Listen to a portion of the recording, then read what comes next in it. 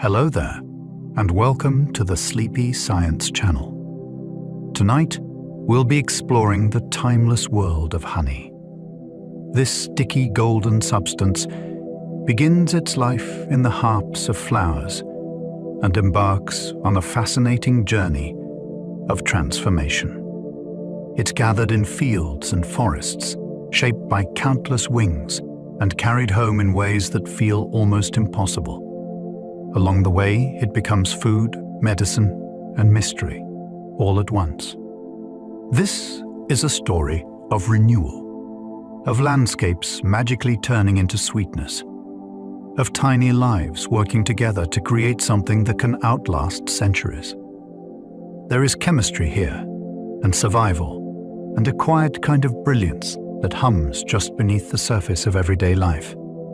If you enjoy these gentle journeys, I invite you to like, subscribe, or share a thought below. It helps others find their way here too, one sleepy soul at a time. But for now, there is nothing you need to do but relax. Let your shoulders soften. Let your breathing slow. And allow your eyes to grow heavy as we wander through this small and remarkable world together. Let's begin. A single spoonful of honey can contain nectar from thousands of flowers. Before it reaches a jar, it starts as scattered droplets hidden deep inside blossoms. A bee gathers only a little at a time, and each visit is brief, almost weightless. Then she moves on, across orchards, hedgerows, meadows, gardens, and wild corners of land. The same act repeats again and again, until what seemed too small to matter becomes something substantial. That is part of the wonder. A mouthful on toast can represent an immense map of visits, each one linking insect, flower, weather, and place. It is not produced in one spot like fruit on a branch. It is assembled from a landscape. A single spoon can therefore contain traces of clover, lime trees, blackberry flowers, or whatever happened to bloom within reach of the hive. What tastes simple on the tongue was born from an almost unthinkable number of tiny encounters, stitched together by persistence. Honey can stay edible for thousands of years without spoiling. That sounds like a myth until archaeology starts agreeing with it.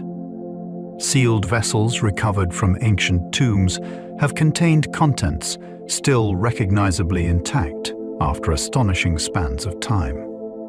The reason is not magic, though it can feel close. This substance is hostile to decay in several different ways at once. It contains very little free water, so many microbes cannot grow. It is acidic, dense with sugar, and chemically unfriendly to the ordinary processes that ruin food. Most things in a kitchen are racing toward breakdown. Bread dries or molds.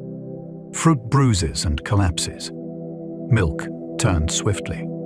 Here, the opposite seems to happen. Stability becomes the story. That helped make it precious in the ancient world, where preservation was power. To hold sweetness that resisted time so stubbornly must have seemed extraordinary. Even now, the idea that something made by bees can outlast kingdoms gives it an almost uncanny aura. Bees must visit millions of blossoms to fill a single jar. Once you picture that scale, an ordinary shelf item stops looking ordinary at all. A jar is not just the work of one afternoon in a hive.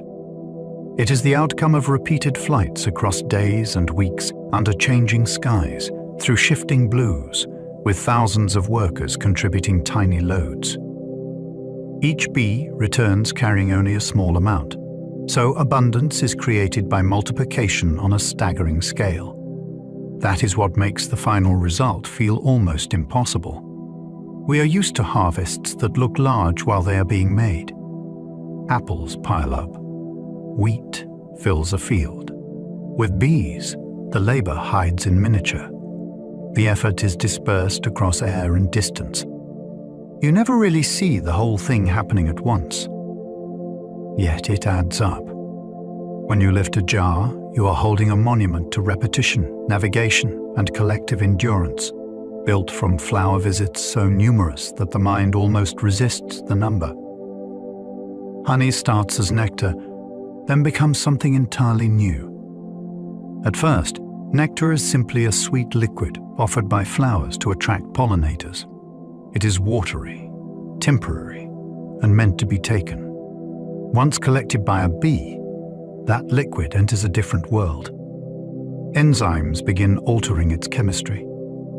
Back at the hive, it is passed from worker to worker, spread into cells, and exposed to moving air until much of the moisture is gone. The end result is not just concentrated nectar. It is transformed food with new properties, greater stability, and a different role altogether. That change is one of the most beautiful parts of the story. Flowers did not make it. Bees did. They take something fleeting and remake it into something durable. In human terms, it is closer to craft than collection. A blossom offers the raw beginning, but the hive performs the real conversion. What lands on a spoon is therefore not merely gathered from nature. It is patiently reworked by it. Inside a hive, honey is stored like bottled sunlight. The phrase feels poetic, yet it is also surprisingly close to the truth. Flowers use sunlight to build sugars through photosynthesis. Nectar is one expression of that captured energy. Bees gather it, process it, and lock it away in wax cells for the seasons when blossoms vanish. So within the comb, light from past days is held in edible form. Summer becomes reserve. Bright weather becomes fuel. That is why a hive in winter depends so completely on what was stored before. The colony lives on the memory of flowering months. There is something deeply moving in that arrangement. A field blooms for a short while, then fades, but its energy does not disappear. It is carried home and sealed in the dark, where thousands of insects will later survive on it. The comb, then, is not just a pantry. It is a vault of transformed sunshine, saved against cold, hunger, and the long silence between blossoms. Some ancient tombs still held honey fit to taste. Whether every famous story is perfectly documented or not, the larger truth remains remarkable. Honey has turned up in funerary contexts so old that entire civilizations had long since vanished, and in some cases it remained astonishingly well preserved. Imagine that for a moment. A sweet food gathered by bees flew into the ancient world, was placed beside the dead, and waited through centuries of dust, collapse, and forgetting. Then people opened the vessel again. The idea feels almost impossible because taste is usually the most fragile of experiences. Meals vanish in minutes. Flavors live briefly in memory. Yet here is one that can bridge ages. That endurance helps explain why honey carried symbolic power in so many cultures. It did not behave like ordinary food. It seemed to resist time itself. When a substance can survive beside mummies and still resemble itself, it begins to occupy a strange borderland between nourishment, relic, and message from the distant past. Honey is made through teamwork so vast, it feels impossible. No single bee could create what we casually pour from a jar. The scale belongs to the colony. Foragers search for blossoms and return with nectar. House bees receive it and continue the process indoors. Others ventilate the hive with beating wings to reduce moisture. Wax workers build and maintain storage space. Guards protect the entrance. Nurses tend developing young, ensuring the next generation of labor is ready. What looks like one product is really the visible result of an entire society coordinating without central command. That is where the astonishment deepens. The hive does not function like a factory directed by a manager. Order emerges from instinct, signals, timing, and shifting roles. Each bee performs only part of the whole, yet the whole remains coherent. When we speak of honey, we are really speaking of collective intelligence made edible. It is one of nature's most elegant examples of many small lives producing something no individual life could achieve alone. Honey is the only food made by insects that we steal. That alone makes it feel a little strange. We do not raid ant hills for stored grains, and we do not pry open wasp nests for supper.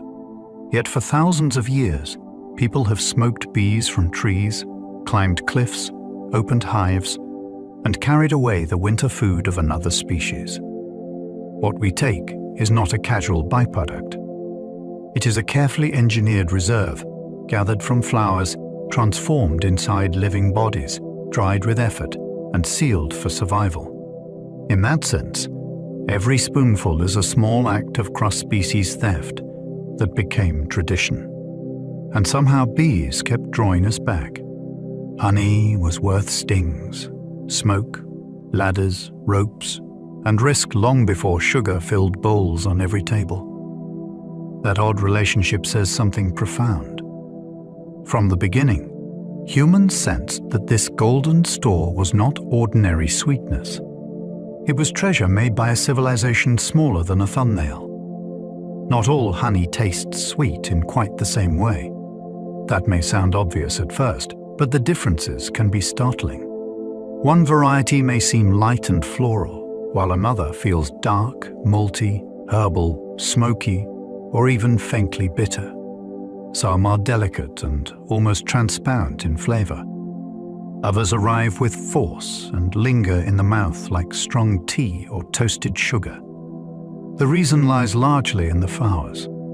Bees are the makers, but the landscape writes much of the flavor. Nectar from orange blossom does not become the same thing as nectar from buckwheat, chestnut, heather, or thyme. Even wildflower batches can shift from season to season, depending on what bloomed nearby. That means tasting different honeys can feel less like trying brands and more like visiting places. It is a geography of sweetness. A spoonful may carry orchard, moor, woodland, or mountain slope. So the surprise is not that it tastes sweet. The surprise is how many directions sweetness can travel. One drop of honey can carry the story of a landscape. To look at it is to see only amber light. To think about it properly is to realize it may contain the fingerprint of an entire place. The flowers matter, of course, but so do rainfall, heat, soil, altitude, season, and the timing of bloom. A dry year can alter nectar flow. A nearby woodland can shape flavor differently from open farmland. In some samples, pollen grains remain as tiny clues, allowing experts to read where the bees foraged and what was flowering around them. That turns sweetness into evidence. It becomes possible to ask where this came from, what was growing there, and what kind of environment supported it. In that sense, honey is more than food. It is a record. A small spoon can preserve traces of ecology, weather, and plant life in concentrated form. Few everyday ingredients invite that kind of reading.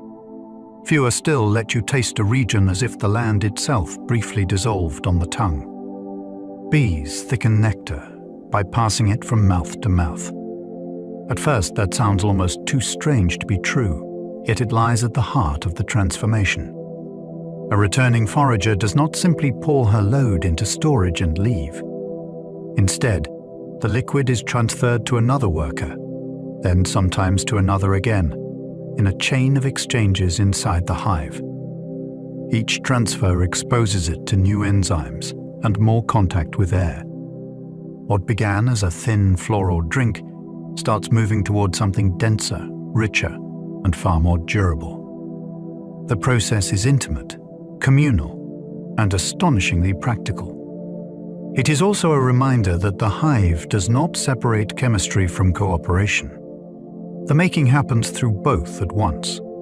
A human cook might rely on pans, heat, and bowls.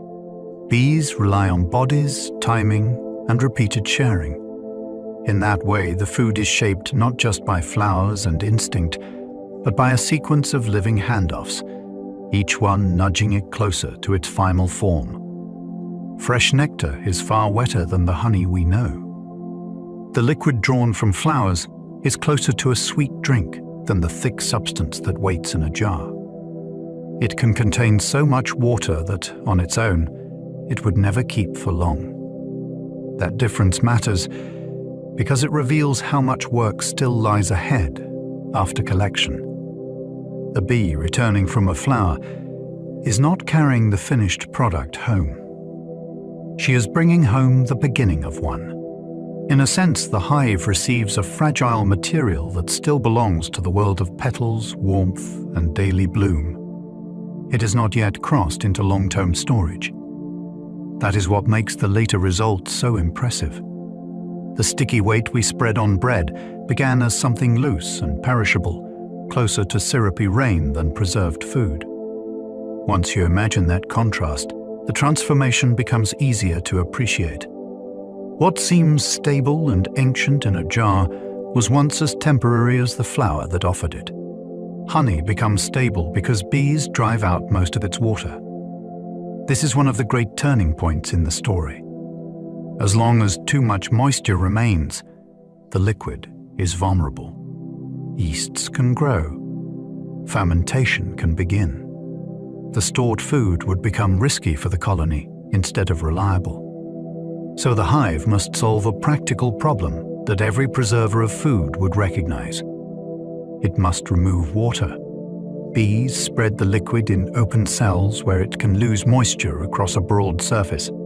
They work with warmth, airflow, and patience, rather than with ovens or sunlight on a windowsill. Over time, the contents become concentrated enough to resist the ordinary fate of sweet liquids. That shift from unstable to stable is what makes the substance so remarkable. It is not merely collected sweetness. It is sweetness made safe for the future. The colony creates shelf life through labor, and in doing so, turns a fleeting harvest into a dependable reserve that can wait through difficult months. Hive air can turn liquid nectar into long-lasting food. Inside the colony, air is not just background. It is part of the machinery. Workers fan their wings to keep conditions moving and controlled, sending currents through the interior that help moisture leave the open cells. What sounds simple is actually extraordinary. A mass of insects creates a ventilation system with their own bodies, and that invisible movement helps determine whether gathered nectar remains vulnerable or becomes durable. We tend to notice the visible things in nature, the flowers, the comb, the bees themselves. Yet here, one of the decisive forces is airflow. The hive uses it like a tool. No furnace roars, no metal machine hums, and no hand turns a dial. Still, the atmosphere is being managed. Tiny workers are shaping the future of their stored food by managing the space around it. It is a beautiful example of how something invisible can become essential, and how survival can depend on a current you never see. Bees seal ripe honey behind wax like living archivists. Once the contents have reached the right condition, the cell is closed with a thin cap of wax. That moment carries a sense of completion, almost of judgment. The hive has decided that this portion is ready to keep. It can now be stored safely, protected from excess moisture in the air, and set aside for later use. The image of archiving is hard to resist because the act feels deliberate and orderly. One cell after another becomes a sealed record of past flowering, each one preserved for a future need that has not yet arrived. There is elegance in that restraint. The colony does not simply make food. It catalogues security. A cone full of capped cells is a visible promise, but effort from earlier weeks has been successfully converted into stored wealth. To look at it is to see foresight made tangible. Behind each pale wax lid waits a concentrated reserve, hidden until hunger or cold finally calls for it. A honeycomb stores food with astonishing geometric efficiency. The comb is so familiar that it is easy to forget how brilliant it is. At a glance, it looks decorative, almost like a pattern someone might press into tiles. In reality, it is a storage system that solves several problems at once. It must hold large amounts of food, fit many cells tightly together, remain light enough to hang, and do all this using material that is costly for bees to produce. The answer is a structure that wastes almost no space. Cell meets cell without awkward gaps. The walls are shared. Strength and economy arrive together. There is beauty in that, but also ruthless practicality. Nature did not stumble into a charming pattern here. It arrived at one of the most efficient arrangements possible for the task. That is why the sight of comb feels so satisfying even before we know why. We are looking at order that earned its place, a pattern where elegance is not extra, but the result of necessity. Hexagons let bees store more honey with less wax. Among the many shapes that could fill a surface, this one offers a rare combination of economy and strength. Circles leave wasted gaps. Squares and triangles can pack tightly, but they do not enclose space with the same balance of stability and material saving. The six-sided cell solves the problem beautifully. It allows a large storage area while keeping wool length relatively low, which matters because wax is not free. Bees must produce it from their own bodies, so every bit saved is valuable. That turns the comb into an engineering achievement hidden inside what many people treat as a rustic curiosity. Mathematicians have admired the efficiency of this arrangement, yet bees were exploiting it long before anyone wrote proofs about it. The marvel is not just that the pattern looks neat. It is that the pattern helps a colony stretch its resources farther. In a place where survival can depend on reserves, shape itself becomes part of the strategy. Bees make wax from their own bodies to store honey. That fact gives comb a different kind of wonder. The cells are not gathered from the outside world like twigs or mud. Worker bees produce tiny wax scales from glands on the underside of the abdomen, then chew and shape them into the familiar structure. In other words, the pantry is built from the builders themselves. That makes the cost of storage feel immediate and intimate. Wax is not some cheap packaging material lying around in a meadow. It is a bodily investment. The colony must spend energy to create the very architecture that will later hold its food. Once you grasp that, a sheet of fresh comb starts to look almost miraculous. Every pale wall represents effort converted into structure. The hive is manufacturing both the container and the contents, building the shelves and stocking them at the same time. Few food systems feel so complete. It is nourishment housed inside a material born from the workers who need it. Honey is a preserved summer packed away for winter. That idea is not metaphor alone. The warm months bring blossoms, long foraging days, and the chance to gather energy while the world is giving it freely. Winter offers none of that. Flowers disappear, temperatures fall, and venturing outside can become dangerous or pointless. So the colony uses the season of abundance to prepare for the season of absence. What gets stored is not just food, but time. Bright days are converted into future survival. That gives the substance a moving kind of meaning. It carries the memory of sunlight, bloom, and open air into months when the landscape has closed down. Humans preserve summer too, in jams, dried herbs, bottled fruit, and cellars full of roots. Bees do it in their own extraordinary way. They gather sweetness when the world is generous and hold it ready for hardship. A comb full of reserves is therefore more than a harvest. It is foresight shaped by the calendar of flowers. The hive survives cold months on food gathered in bloom. When winter settles in, the colony cannot rely on fresh foraging to sustain itself.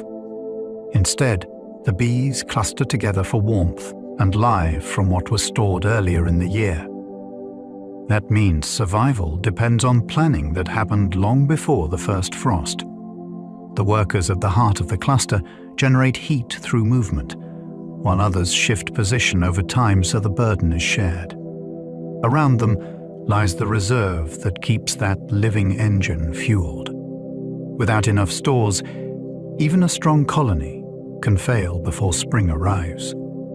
That makes the colder season a kind of test, one in which the success of past gathering is measured against present need.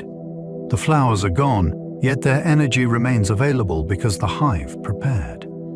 There is something deeply compelling in that image. A summer landscape can vanish from sight completely, while inside the hive its gathered richness still sustains a whole society through the hardest part of the year. Honey contains enzymes that begin working before we ever taste it. Long before it reaches a spoon, it has already been chemically nudged in a new direction. As nectar moves through bees and into the hive, enzymes begin breaking larger sugars into simpler ones and setting the stage for the substance we recognize later. That means the transformation is not only about drying and storage. It is also about invisible reactions unfolding from the earliest stages. There is something thrilling in that. The sweetness is being edited before human hands ever touch it. A flower offers a starting liquid, but bees introduce tools that keep working within it. Those tools help shape texture, stability, and some of the unusual properties that made people wonder about this food for centuries. We tend to imagine taste beginning on the tongue. Here, the story begins much earlier, inside a process already alive with change. By the time we lift a spoon, much of the hidden work has quietly been done. Bees add chemistry to nectar as they transform it. It is tempting to picture them as gatherers alone, like tiny flying collectors bringing raw sweetness home unchanged. In truth, they are also processors. Their bodies contribute substances that alter what they collect, steering it away from simple plant nectar and toward something new. That shifts the whole story. The hive is not merely a warehouse where floral liquid accumulates. It is a biochemical workshop. Each returning forager brings in material from the outside world, and the colony begins modifying it almost at once. In human terms, it is the difference between storing grapes in a basket and beginning to make wine. The starting material still matters deeply, but so does what happens after arrival. Bees are therefore both harvesters and chemists in motion. That combination helps explain why the final substance has qualities that flowers alone did not provide. The wonder lies in the partnership. Plants make the invitation. Bees change the outcome. Honey is acidic enough to trouble many microbes. For a substance associated with comfort and sweetness, it has a surprisingly unfriendly side. Many microbes prefer conditions that are less harsh, less sour, and more forgiving. This one offers the opposite. Its acidity helps create an environment where many unwanted organisms struggle to thrive, which is one reason it keeps so well compared with ordinary sweet liquids. That hidden sharpness is part of its power. You do not necessarily taste it as tartness, yet it is there in the background, quietly helping defend what the hive has stored. The contrast is fascinating. Something that feels rich and soothing to us can present a chemical challenge to the tiny life forms that would otherwise feast on it. In that sense, its sweetness is slightly deceptive. Beneath the pleasant surface lies a set of conditions that are much less welcoming than they first appear. A golden spoonful can therefore be both inviting and, on another scale, fiercely inhospitable. Honey pulls water from bacteria with ruthless efficiency. This is one of the most startling parts of its defensive character. Because it is so concentrated with sugar, it exerts a strong pull on water. For microbes, that can be disastrous. Cells depend on water to function, and when the surrounding environment draws it away, life becomes difficult or impossible. It is a simple principle with dramatic consequences. No battle is visible. No violent reaction announces itself. Yet on the microscopic level, the conditions are punishing. The sweetness acts almost like a trap, creating an environment that dries out would-be invaders. That helps explain why the substance can remain stable when so many other foods quickly collapse into mold or rot. There is elegance in the mechanism because it relies on concentration itself. What makes it thick and luxurious to us also helps make it hostile to contamination. A spoonful seems soft and indulgent, but at microbial scale it can be remarkably severe. Some honeys can slowly release hydrogen peroxide on wounds. That detail gives an old remedy a surprising scientific twist. In certain kinds, enzymes and moisture can interact in a way that produces small amounts of hydrogen peroxide over time. Not the dramatic fizz of a medicine cabinet bottle, but a gradual release that may help explain why some forms gained a reputation in wound care. The effect is not universal in the same way across all varieties, and it is not the whole story. Yet it is remarkable that a bee-made food can generate a familiar antiseptic compound under the right conditions. No wonder ancient people treated it with respect even when they lacked modern chemistry. They could see results without knowing the hidden mechanism. Today, that knowledge deepens the fascination rather than replacing it.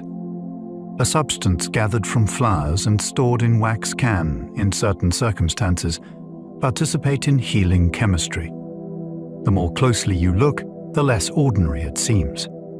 Honey fights spoilage using several defenses at once. That layered strategy is part of what makes it so resilient. It does not depend on one magical trait. Instead, its strength comes from a combination of low moisture, acidity, dense sugars, and reactive compounds working together. If one barrier were all it had, the story would still be impressive. But this is more like a fortress designed with overlapping walls. Microbes that dislike dryness also face chemical stress. Those that tolerate one difficulty may still run into another. The result is a food that resists decay with unusual determination. That helps explain why it fascinated healers, traders, and ordinary households across so many centuries. It was not just pleasant. It was dependable. There is a lesson in that design. Nature often achieves durability through teamwork rather than through a single dramatic trick. Here, a cluster of modest properties combines into something extraordinary. Preservation emerges from many pressures leaning in the same direction. Its sweetness comes from sugars simpler than table sugar. The familiar white crystals in a sugar bowl are built mainly from sucrose, which is a paired molecule that the body must break apart during digestion. In this case, much of the sweetness already comes in simpler forms, especially glucose and fructose. That difference shapes both flavor and behavior. Fructose is very sweet, while glucose is more eager to form crystals, so the balance between them can influence how the substance tastes and how it changes in the jar over time. Suddenly, sweetness stops being one bland category and becomes a more interesting mixture. Not all sweet things are sweet in the same way. Here, the chemistry helps explain why the flavor can feel rounded, layered, and less straightforward than spooned sugar dissolved in tea. It also reminds us again that bees are not handing us nectar unchanged. The sweetness we meet has already been reworked into a different molecular arrangement before it ever reaches the table. Honey holds trace compounds that flowers lend to it. Beyond the major sugars, there is a quieter cast of characters present in tiny amounts. These include aromatic molecules, plant chemicals, and mineral traces that can shape scent, flavor, and identity far more than their quantity might suggest. A small amount of the right compound can shift a whole experience, just as a pinch of spice can change an entire dish. That is why one variety may hint at herbs, resin, blossom, smoke, or even medicinal notes, while another seems soft and buttery. The main sweetness may be broadly familiar, but the finer details come from the floral world that fed the hive. This makes the substance feel almost like a conversation between bees and plants. The bulk gives it body, yet the subtle compounds give it personality.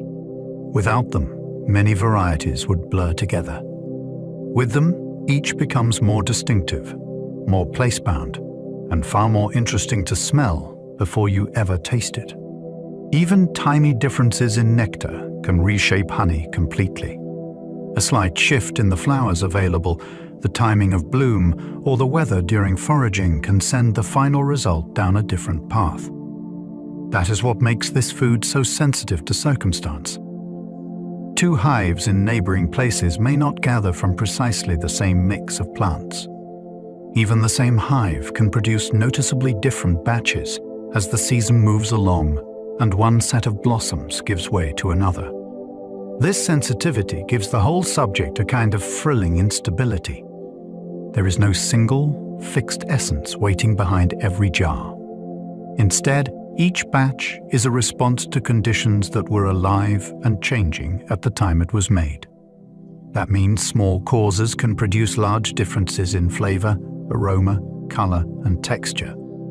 The outcome is not random, but it is deeply contingent. What looks like one ancient, steady substance is actually capable of remarkable variation when the inputs shift by even a little. Honey keeps changing after harvest in quiet chemical ways.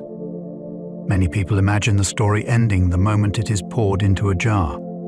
In reality, it continues to evolve. Aromas can soften or deepen. Color may darken gradually with time and warmth. Crystals may begin to form depending on the balance of sugars. Delicate floral notes can fade if stored poorly, while other flavors become more pronounced. None of this means it is failing. It means it remains a living chemistry of sorts, still responding to temperature, light, and time. That ongoing change makes storage matter in a way most people never consider. A fresh jar and an older jar may tell slightly different stories, even when they began from the same harvest. There is something beautiful in that slow afterlife. The bees are finished, the beekeeper is finished, yet the substance goes on becoming itself in subtle ways. Even at rest on a shelf, it has not completely stopped moving through time. Honey can taste floral, smoky, herbal, fruity, or almost medicinal. It is easy to speak of sweetness as though it were one simple thing. Yet this is where the subject suddenly opens into a whole gallery of surprises. One spoon may suggest blossom and citrus. Another may hint at dried herbs, warm wood, ripe fruit, spice, or a sharp note that seems almost like medicine from an older world. That range can catch people off guard because the ingredient looks so familiar. Golden, amber, dark, runny, set. We think we already understand it. Then the flavor arrives with character, weight, and direction. It can feel airy or brooding. It can seem bright and brief or deep and lingering. In some varieties, the scent alone is enough to stop you. You begin to realize that this is not one taste repeated 1,000 times. It is a whole family of expressions shaped by the living world outside the hive, each one carrying its own distinct voice. The flowers nearby decide far more than the bees do. The bees perform the labor, yet the landscape writes much of the script. A colony can be healthy, busy, and skillful, but if the nearby bloom comes from lime trees, bramble, heather, or chestnut, the result will follow those floral sources more than any individual choice by the insects. that gives the surrounding environment enormous authority. In effect, the hive is translating a local plant community into food. Move the same bees to a different valley, and the character of what they store can shift dramatically. That is why place matters so much. Fields, hedgerows, orchards, woodland edges, and mountain slopes all offer different possibilities. The bees gather, but the flowers decide what can be gathered. There is something wonderful in that balance. It means each batch is partly a portrait of where the hive stood. The insects are makers, but the neighborhood of blossoms shapes the personality of the finished result in profound ways. Orange blossom honey and buckwheat honey can seem like different foods. Set them side by side, and the contrast can feel almost theatrical. One often arrives light, fragrant, and lifted with notes that seem touched by citrus groves and warm air. The other can come across as dark, dense, earthy, and bold enough to surprise someone expecting simple sweetness. It may carry hints of malt, molasses, or something almost barn-like and robust. The shared name suddenly seems too small for both of them. This is one reason the subject becomes so addictive once people start paying attention. A person who thinks they know what honey tastes like may really know only one corner of its range. The difference between these two examples shows how plant source can split the category wide open.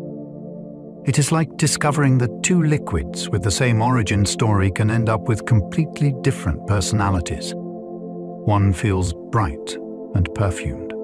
The other feels dark and elemental. Both are real. Both are astonishing. Some honeys are pale as straw, others nearly black. Before aroma or taste enters the story, color already tells you that great variety is waiting. One jar may glow with the softness of dry grass in sunlight. Another may look coppery, mahogany, or so dark it seems, almost like polished wood seen by lamplight. These differences are not cosmetic accidents. They reflect floral source, mineral content, seasonal conditions, and the compounds gathered from the plant world. That means color can offer a first hint about character, though never the whole answer. A pale sample may prove delicate or surprisingly complex. A dark one may feel rich and forceful, or reveal unexpected bitterness beneath its sweetness.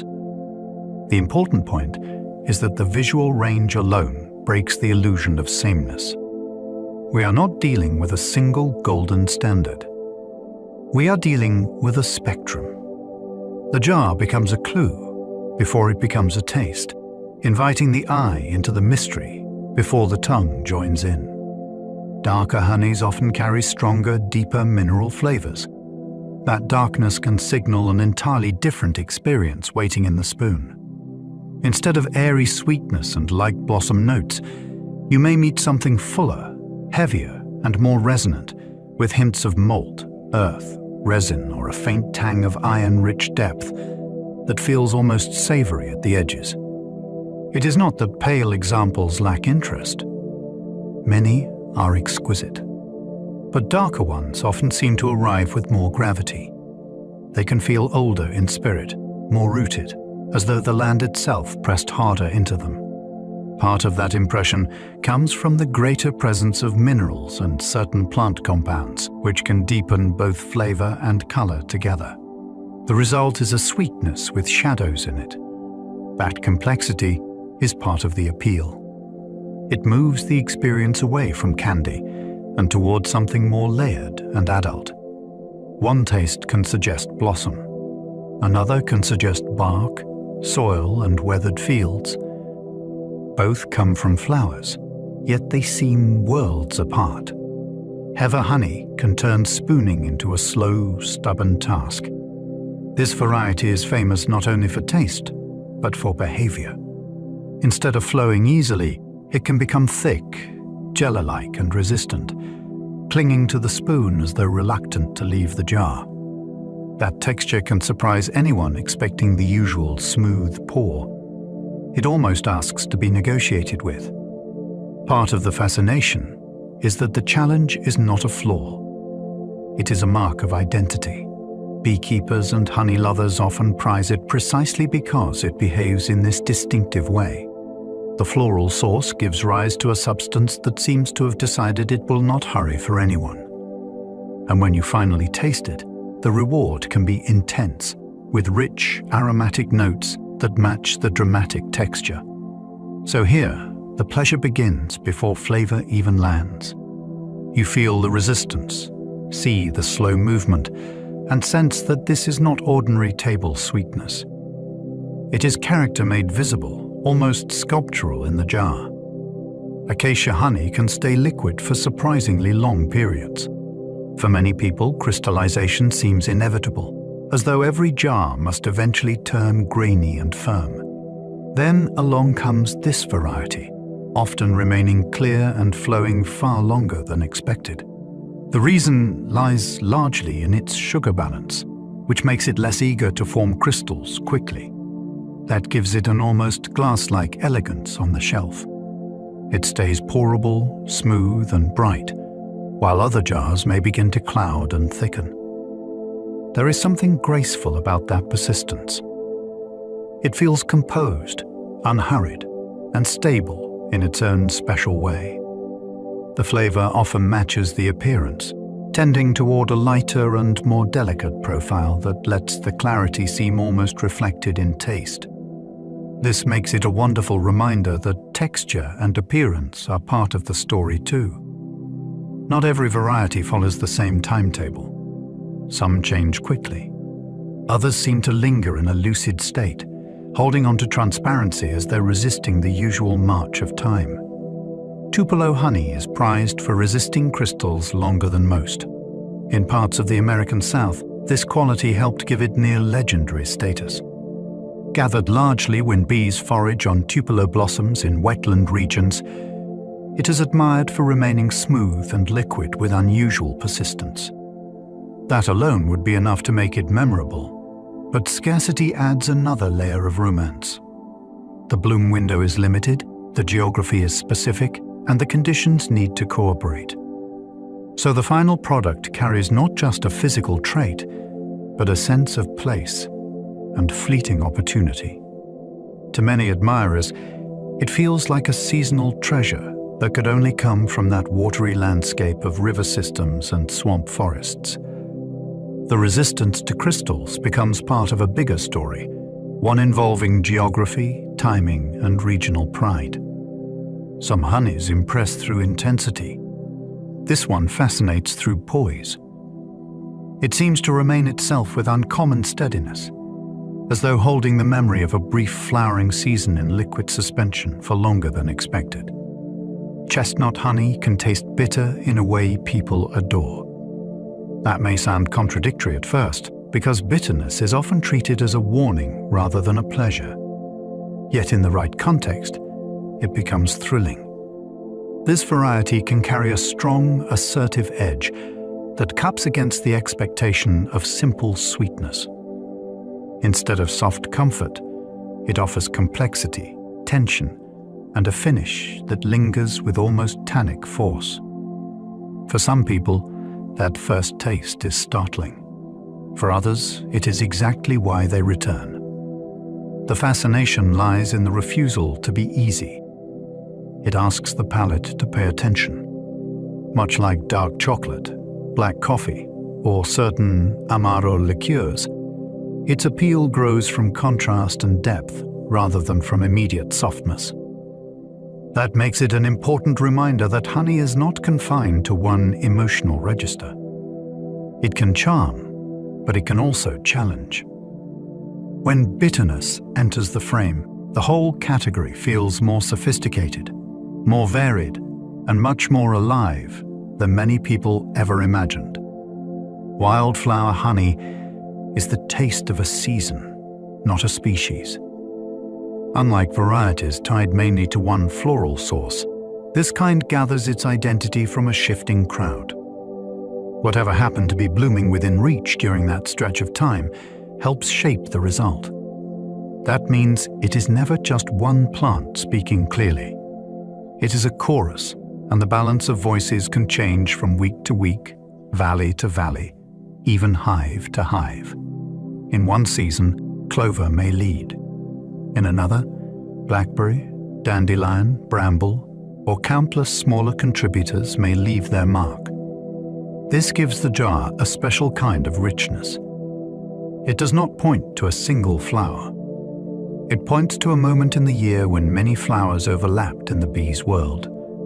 Tasting it can therefore feel like tasting time itself, condensed into sweetness. A monofloral variety tells a focused story.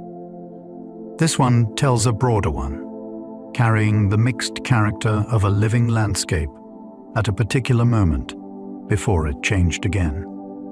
Manuka honey became famous because science took it seriously. For a long time, many people treated medicinal claims around honey as old folklore dressed in golden light. Then certain researchers began studying Manuka more closely, and the conversation changed. This variety, linked to the nectar of the Manuka shrub in New Zealand, drew attention because some of its antibacterial effects did not disappear when scientists accounted for the usual hydrogen peroxide story. That made people sit up. Here was a honey that seemed to hold on to unusual activity in a way that demanded careful explanation. Laboratories, clinicians, producers, and regulators all became interested, and a once regional product began gaining global fame. What makes this so fascinating is not simply that one variety became popular. It is that the modern world, with all its testing and skepticism, looked at an ancient substance and decided it deserved serious investigation. In that moment, honey stepped out of folklore and back into science with real authority. Not every medicinal honey works in quite the same way. Once people hear that some varieties can help in medical settings, it is tempting to imagine a single shared mechanism behind them all. The reality is more interesting. Different kinds can owe their usefulness to different balances of acidity, sugar concentration, hydrogen peroxide production, plant-derived compounds, and other chemical features that vary with source and peen. Processing. That means one variety may be valued for one reason, while another gains attention for a different profile entirely. The subject becomes less like discovering a single miracle ingredient and more like opening a family of related but distinct natural materials. This matters because it keeps the story honest. Honey is not one uniform medicine in 1,000 jars. It is a broad category with members that can behave differently under scrutiny. That variety is part of the fascination. Nature did not produce one neat answer. It produced many versions, and each asks to be understood on its own terms. Hospitals have used special honey dressings on difficult wounds.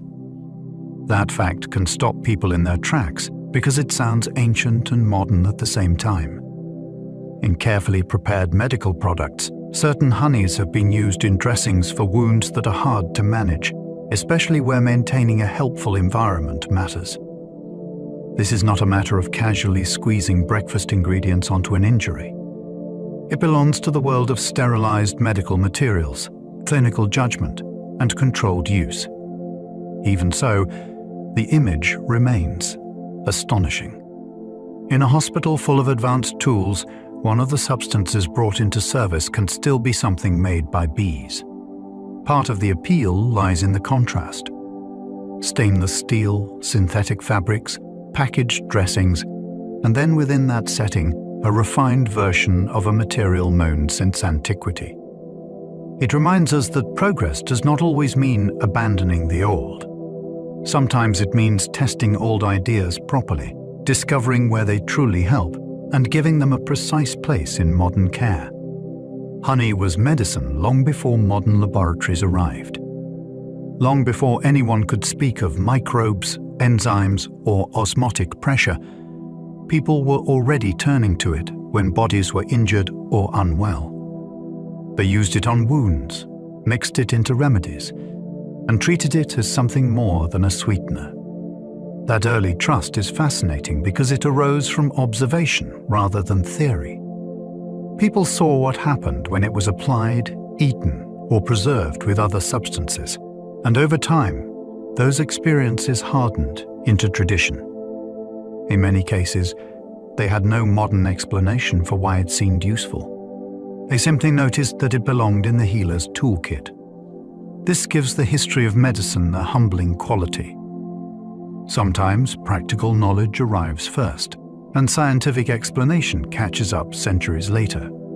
Honey sits right in that gap between experience and understanding. Its medicinal reputation was not born in a laboratory. It was earned in kitchens, homes, temples, and workshops where people paid close attention to what actually seemed to help. Ancient Egyptians placed honey in both remedies and rituals. That pairing tells you how unusual its status was. It did not belong only to the sick room or only to the table. In ancient Egypt, it moved between practical medicine, daily nourishment, offerings, and the symbolic world of the sacred. It could be applied in healing mixtures, offered to the gods, and placed among grave goods for the dead. Few substances crossed those boundaries so easily. That is part of what makes it so compelling in historical terms. People did not see it as a minor luxury. They treated it as something potent, valuable, and worthy of ceremonial use. In a civilization that cared deeply about order, preservation, and the afterlife, this bee-made food found a place in all three. The same material could soothe the living and accompany the dead. That kind of cultural reach is remarkable. It shows that honey was never just an ingredient. It was a substance charged with meaning as well as utility. Greek physicians praised honey as food, medicine, and preservative.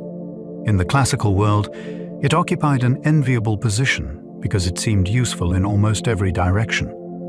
Greek medical writers and thinkers valued it not only as nourishment, but as something that could be combined with other ingredients, applied in treatment, and used to help preserve certain materials. That triple role gave it unusual prestige.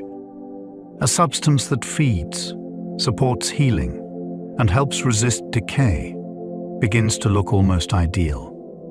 It is no wonder that physicians writing in a culture so attentive to diet and balance took it seriously.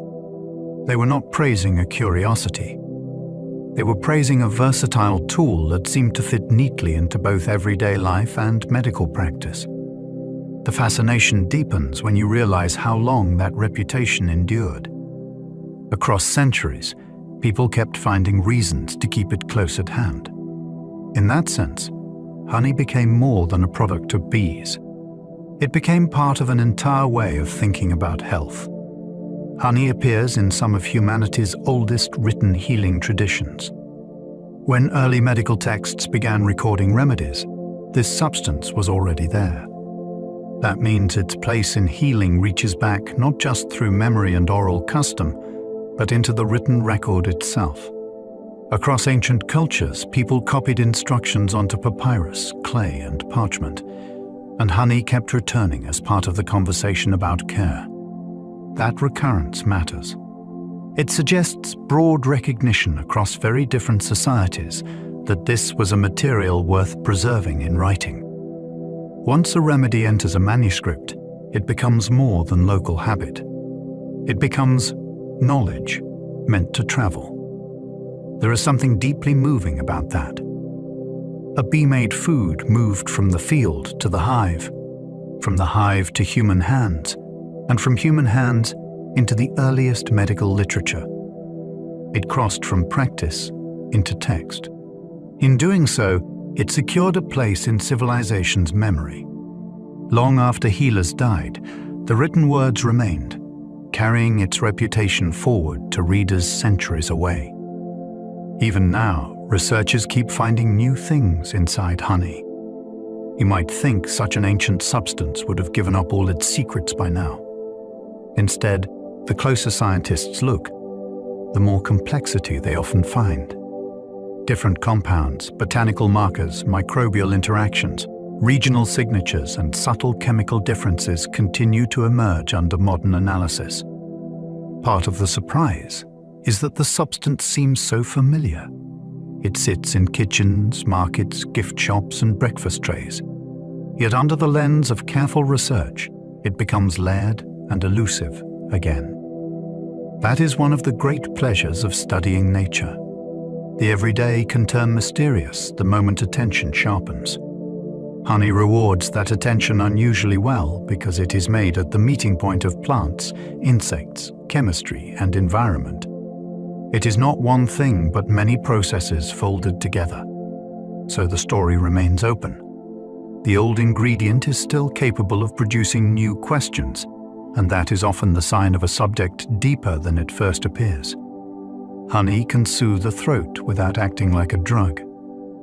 That distinction is part of its quiet appeal. When people take it for a sore throat or a stubborn cough, the comfort may come not from a drug-like attack on the cause, but from its texture and coating effect as it passes over irritated tissues. It can bring relief through contact, softness, and persistence, rather than through the kind of chemical action we usually associate with medicine. There is something elegant in that. Not every form of help needs to arrive as a pharmaceutical strike.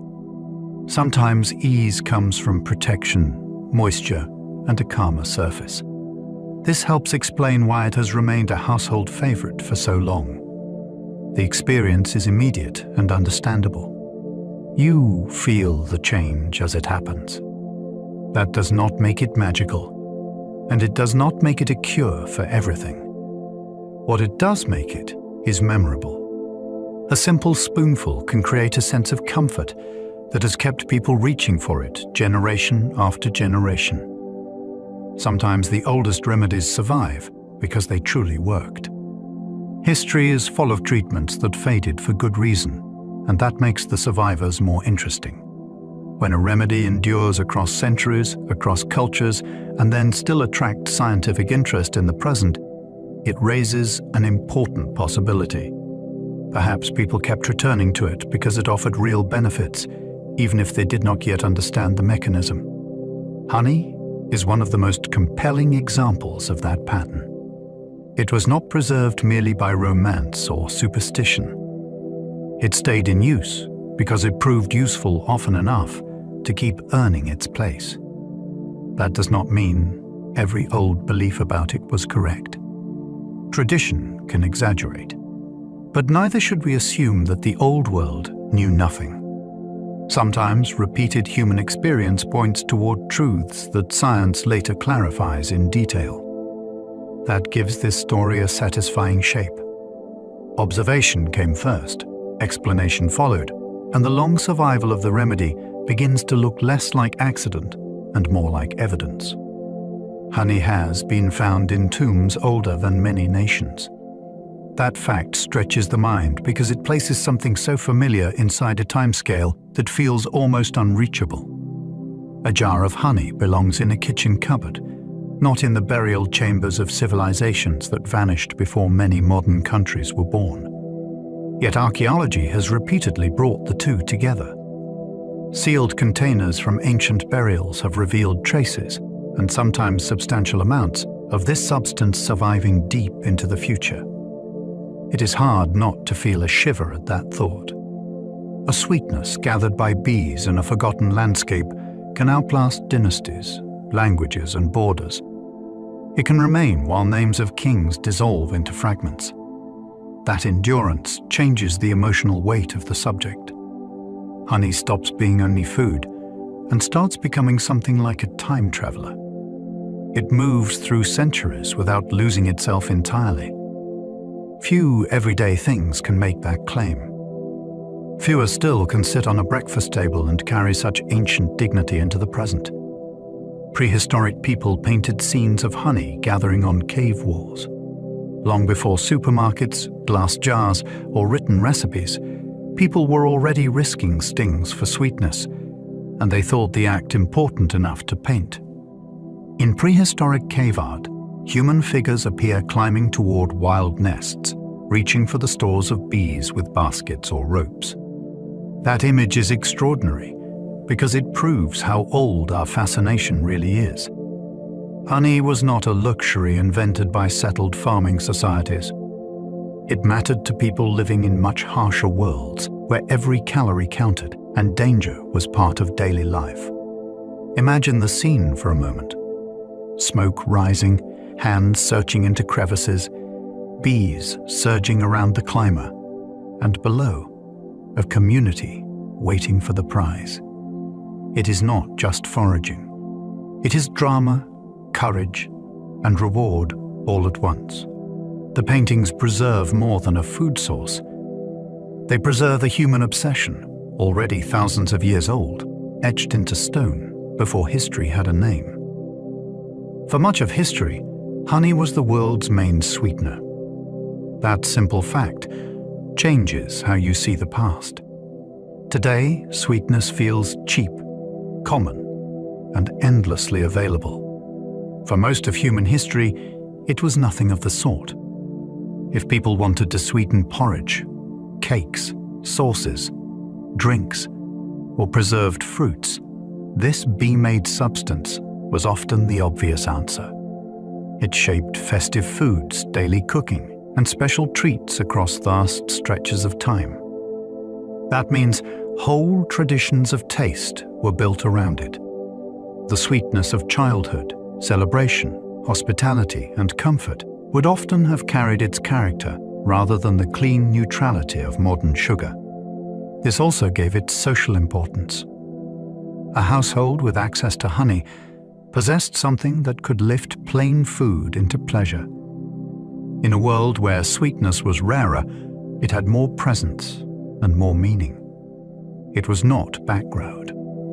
It was memorable. To understand that is to realize that honey once helped define what delight tasted like for much of the human story.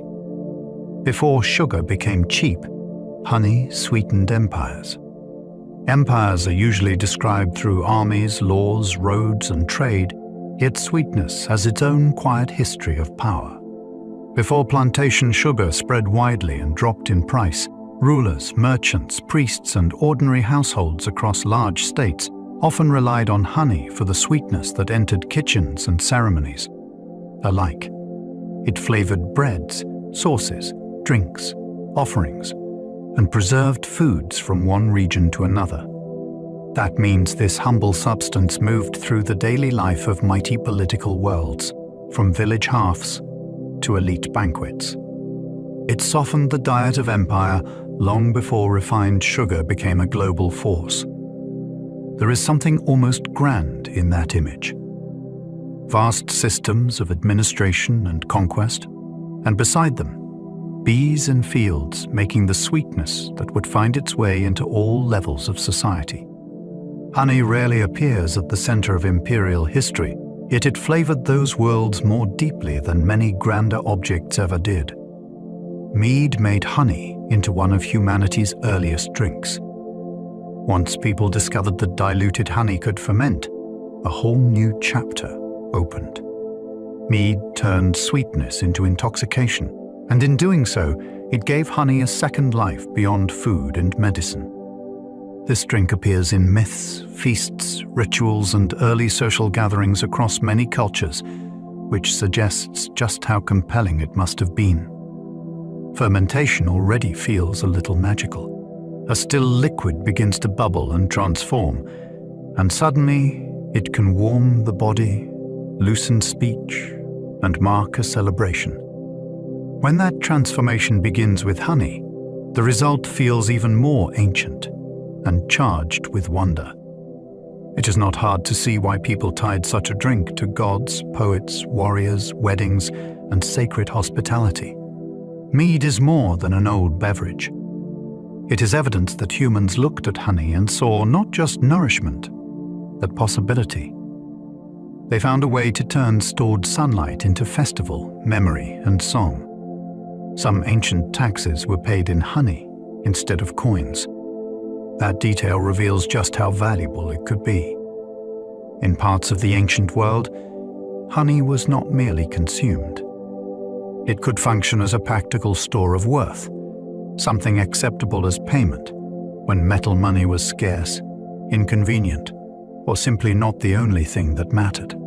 A tax paid in honey tells you that officials recognized its usefulness, durability, and desirability. This was sweetness with purchasing power. It could move from hive to household to treasury with real significance attached to it. The image is irresistible. Somewhere in the past, a person might settle an obligation to authority not with silver or bronze, but with jars of bee-made wealth. That brings the economic life of honey into sharp focus. It was portable value drawn from flowers and labor, rich enough in meaning to cross from the kitchen into the machinery of government. Few foods can claim to have once stood where currency normally stands. Honey traveled trade routes long before refrigeration existed. That made it unusually suited to a world where transport was slow and spoilage was constant. Traders moving goods by cart, ship, riverboat, or pack animal had to think carefully about what could survive the journey. Fresh fruit, bruised and rotted. Milk, soured. Meat demanded prompt attention. Honey, by contrast, could endure. Its keeping qualities made it a natural traveler, capable of moving across regions without needing cold storage or special haste. That resilience helped it become part of exchange networks that linked distant places. A jar could leave one landscape and arrive in another with much of its value intact. This gave it commercial reach that many perishable foods simply could not match. There is something satisfying in that image of endurance. While other goods raced against decay, honey could travel with patience. It was built for the pace of the ancient and medieval world, where survival on the road was itself a kind of strength. Monasteries once kept bees as carefully as they kept books. In many religious houses, beekeeping was no small sideline. It fitted beautifully into monastic life because it offered wax for candles, honey for food and remedies, and a rhythm of work that suited communities devoted to order, observation, and self-sufficiency. Monks copied manuscripts, tended gardens, measured time by bells and prayer, and in many places they also tended hives with real seriousness. The parallel feels almost perfect. Books preserved knowledge. Bees provided light and nourishment. Both demanded patience. Both rewarded care. Candle wax mattered especially in a world where sacred space often glowed by flame, and high-quality wax was precious. So the hives supported more than the kitchen. They supported worship itself. There is a lovely harmony in that arrangement. Quiet courtyards, herb gardens, manuscript rooms, and nearby hives humming through the seasons.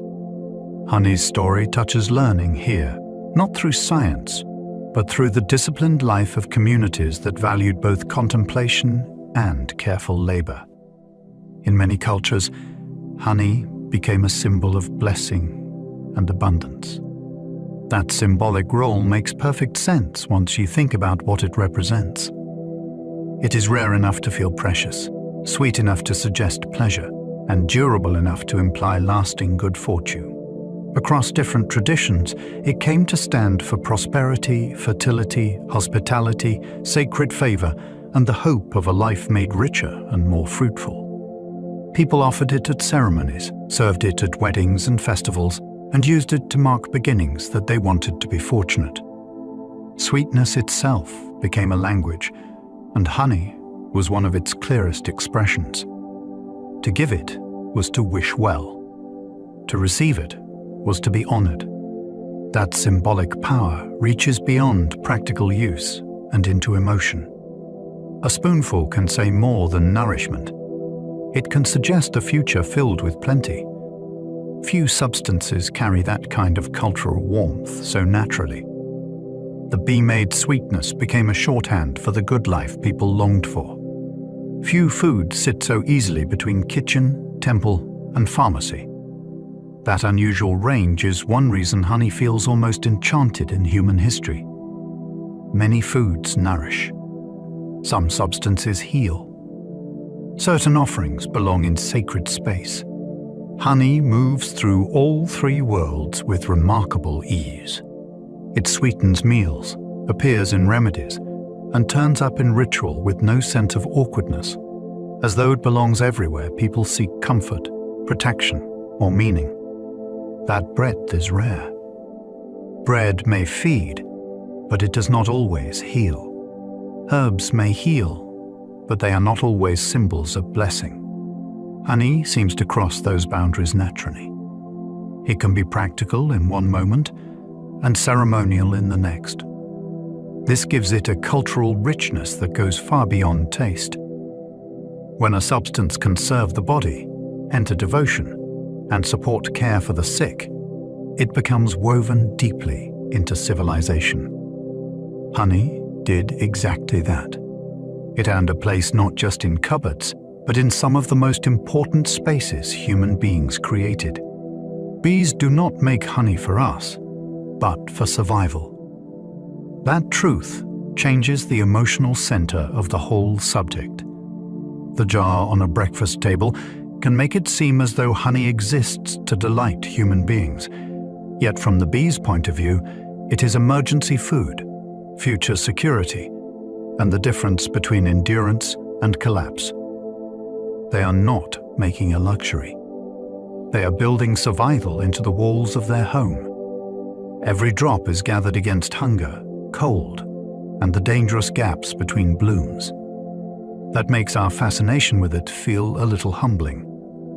We admire the flavor, the glow, the history, and the mystery, while the colony values something more urgent. To them, sweetness is not indulgence. It is stored life. Once you see that, the hive becomes easier to respect as a society with its own needs and priorities. Honey stops looking like a gift prepared for us and starts looking like a brilliant invention we learned to borrow from another species. Every jar of honey begins as a colony's winter insurance. Insurance is an oddly perfect word for it, because the colony gathers during good times in case the future turns harsh. A field may be full of bloom now, the air may be warm, and nectar may be plentiful, but none of that can be trusted to last. Storms come. Cold arrives. Foraging opportunities vanish. So the hive prepares while it can. In that sense, each stored cell is a promise to the future, built during abundance and meant to soften scarcity. Humans do something similar with savings accounts, stocked cupboards, and reserves laid aside for uncertain months.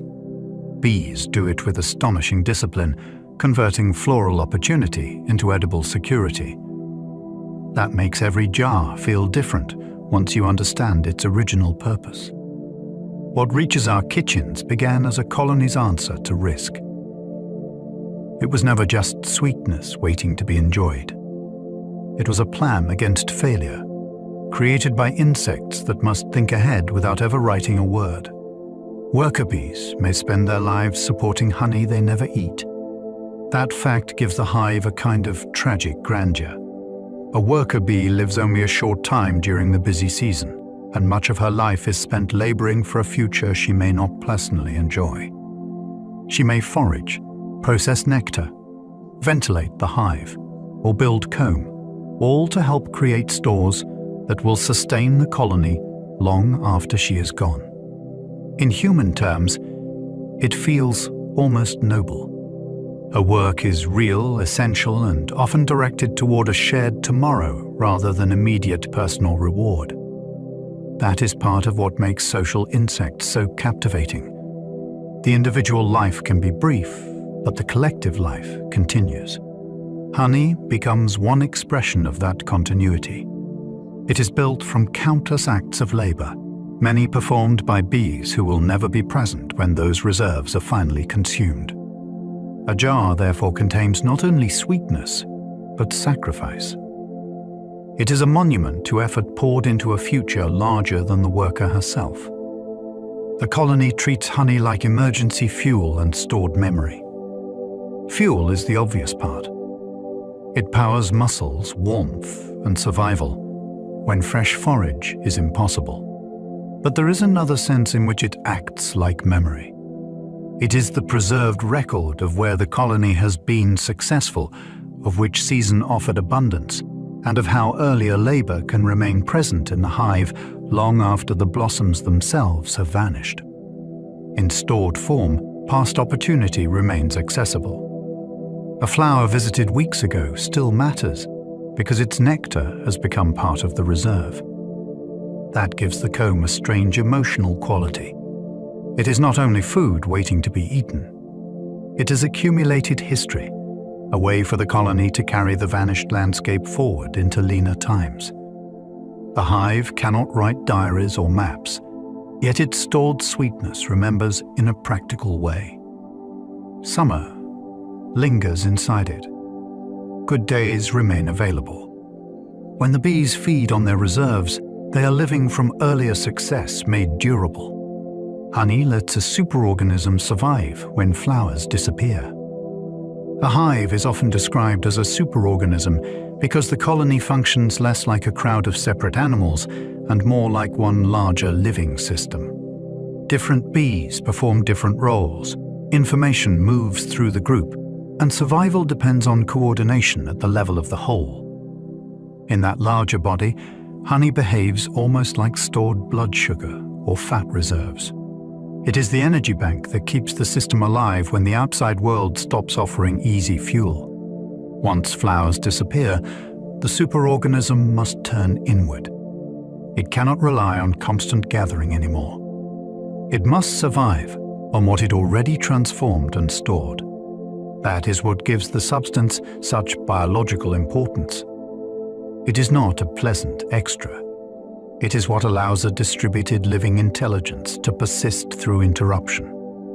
When the landscape goes silent, the hive does not immediately fail because it carries the season within itself.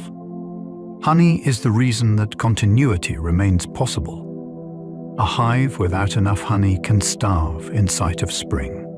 This is one of the harshest truths in beekeeping and in the natural life of colonies.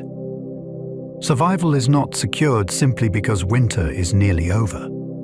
A hive may endure the darkest months and still fail at the threshold of recovery if the reserves run too low before blossoms fully return. That timing makes the danger especially cruel. Warm days may begin to appear. Light may lengthen. The world may seem to promise renewal. Yet promise is not the same as food. If enough nectar has not begun flowing again, or if the colony consumes its last stores too soon, starvation can arrive just as hope seems closest. That narrow gap between endurance and collapse is part of what makes stored food so vital. Spring is not a switch that flips everything safe again. It is a transition, and transitions can kill. A colony must bridge the final distance on reserves alone, or the coming flowers may arrive too late to matter. Bees measure good forage in ways humans almost never notice. A meadow can look beautiful to us and still mean little to a hive. Meanwhile, a hedgerow, roadside verge, weedy ditch, or overlooked stand of trees may be buzzing with opportunity invisible to casual human eyes. Bees respond to nectar flow, pollen quality, flower density, bloom timing, distance, and weather conditions that shape whether a trip is truly worth making. Their standards are practical and precise. A place is good not because it looks lovely, but because it pays in energy. That difference opens a fascinating gap between human perception and insect reality. We see scenery. Bees see forage economics. They are reading the land through sweetness, efficiency, and return on effort. Once you understand that, ordinary landscapes become more mysterious. Somewhere nearby, the bees may be favoring a patch you barely register, ignoring another you admire, and navigating a floral map entirely different from your own. The world contains more than one version of abundance. Honey production rises and falls with weather, flowers, and timing. It is never guaranteed, even with healthy bees and a capable beekeeper.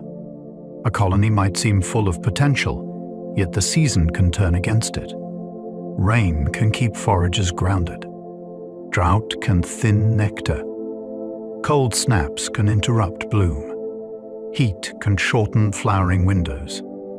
Even perfect-looking blossoms may offer little if conditions have been wrong. Then there is timing.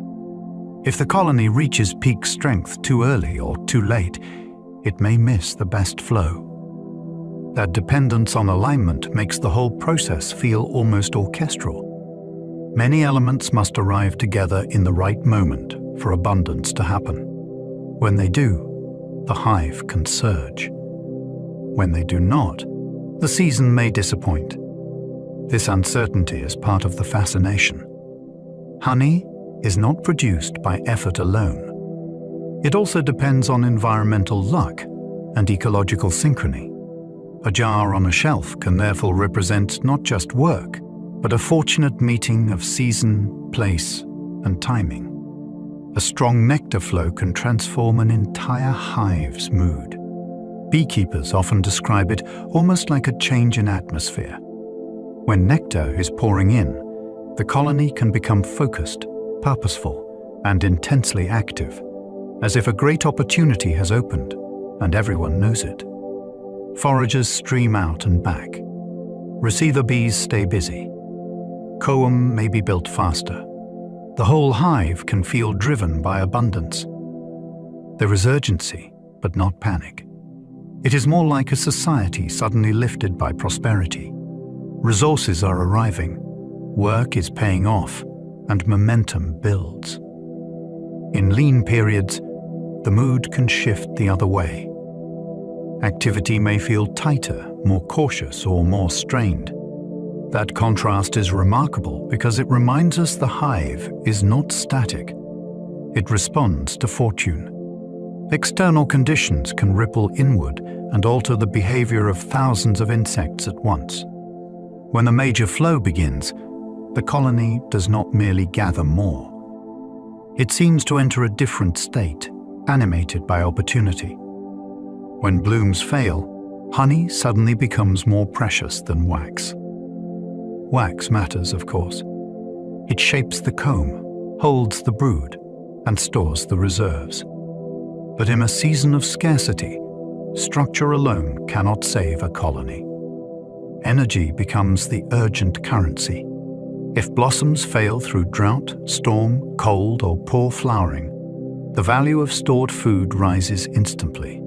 The hive can live with damaged comb more easily than it can live without enough fuel. That hierarchy becomes stark in hard times.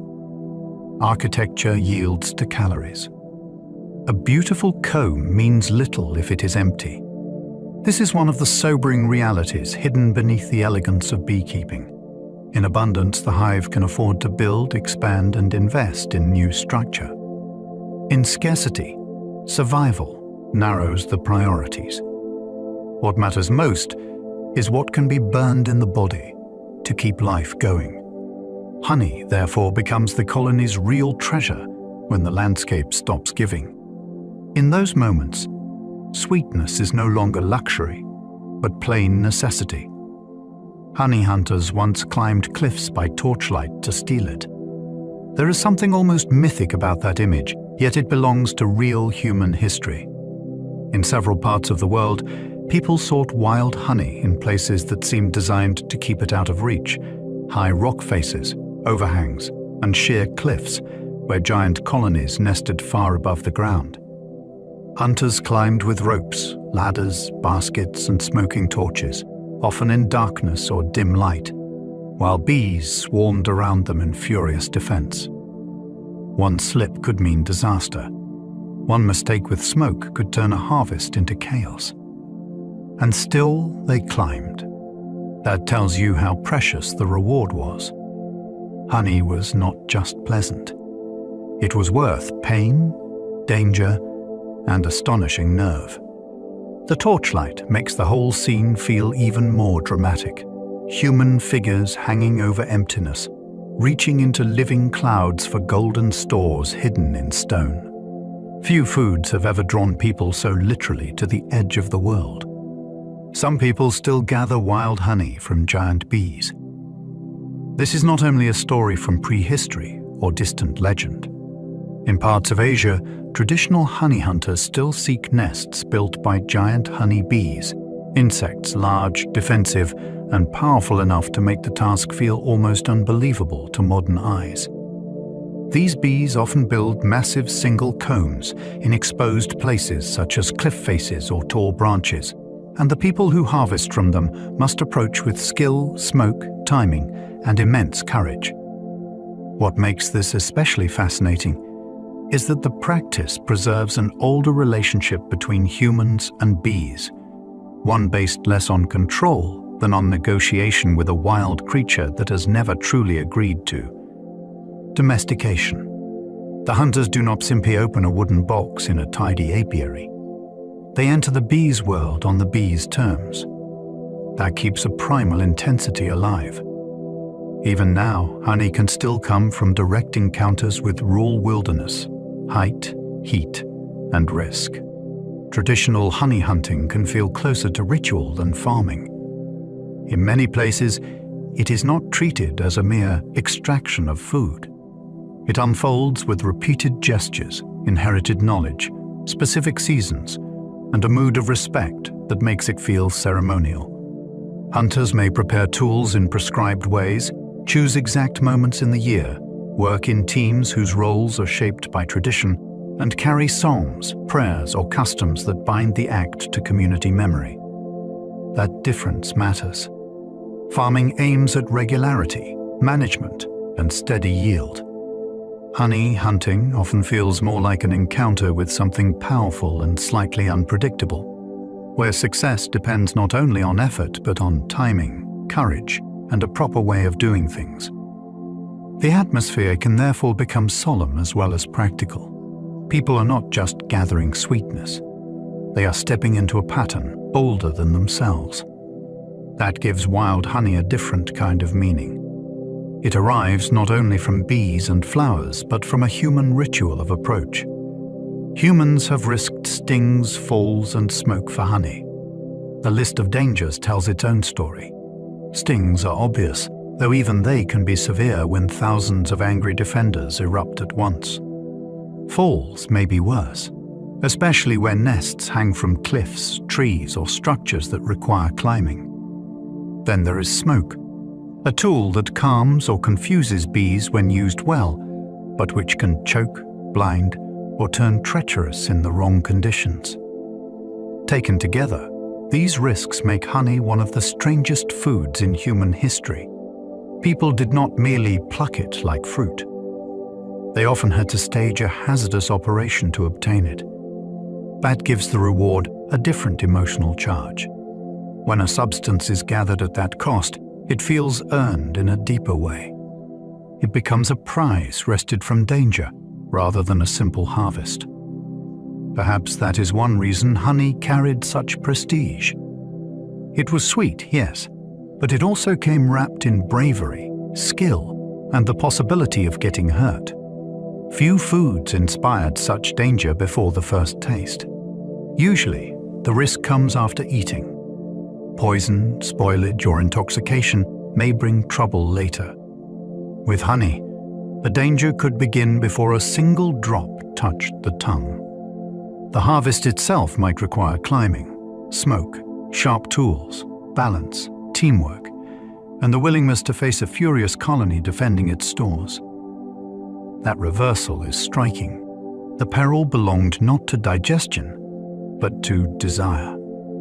Human beings wanted sweetness badly enough to confront pain and exposure simply to reach it. In that sense, honey reveals something fundamental about us. We are not drawn only to what sustains life in the plainest way. We are drawn to delight, rarity, and rewards that seem worth a story afterward. A person who climbs toward a nest is not acting with cold practicality alone. There is longing involved. Honey occupies that beautiful and dangerous space, where nourishment, pleasure, and daring overlap. Long before the feast begins, the adventure has already started. Wild honey can carry the fingerprint of forests we barely know. When bees forage in remote woodland, mountain valleys, or complex tropical habitats, the result may hold traces of plant communities that most people never notice and could not easily name. There may be nectar from towering canopy flowers, shrubs hidden in understory shade, seasonal herbs that bloom briefly after rain, or trees that belong to ecosystems still only partly understood by science. That gives truly wild honey a thrilling quality. It can be more than local food. It can be a concentrated sample of an environment that remains, to many of us, largely mysterious. Taste becomes a clue. Color, aroma, and texture may all hint at botanical worlds beyond ordinary familiarity. In that sense, a spoonful can function almost like a field note from a forest you have never walked. The bees have surveyed a place your senses did not, and they return with evidence. Wild honey lets remote ecology travel into human hands in edible form. In some places, honey gathering still depends on reading seasons perfectly. Miss the window and the whole effort may fail. Flowers may have passed their best moment, rain may have diluted nectar, colonies may have shifted behavior, or the comb may not yet be ready. Traditional gatherers often rely on close attention to bloom, wind, temperature, moonlight, migration, and the remembered timing of previous years. This is knowledge tuned not to calendars on walls, but to living patterns in the landscape. That makes the practice intellectually impressive as well as physically demanding. A good honey hunter is often part climber, part ecologist, part weather reader, and part historian of place. The work depends on noticing signals that many outsiders would never register. A tree flowering slightly early, a dryness in the air, a change in insect movement. These details matter. They determine whether the journey will bring abundance, danger, disappointment, or nothing at all. Honey, in those places, remains inseparable from exquisite seasonal timing. Honey hunting linked people to bees long before beekeeping existed. Before hives were built, before frames could be lifted, and before beekeeping manuals taught management, there was the older bond of pursuit and discovery. Humans learned to watch bee flight, locate nests, read terrain, and approach colonies that belonged entirely to the wild. That early relationship was not one of ownership. It was one of attention. People had to understand enough about bees to find them, respect enough about them to survive the encounter, and value enough in their stores to keep returning. In that sense, honey hunting may have been one of humanity's first sustained interactions with another organized insect society. Long before domestication, there was fascination. Long before agriculture shaped landscapes, there was this strange partnership of theft, observation, and dependence. That ancient link matters because it reminds us that our connection to bees did not begin in neat apiaries. It began with watching, risking, learning, and reaching into the hidden homes of the wild.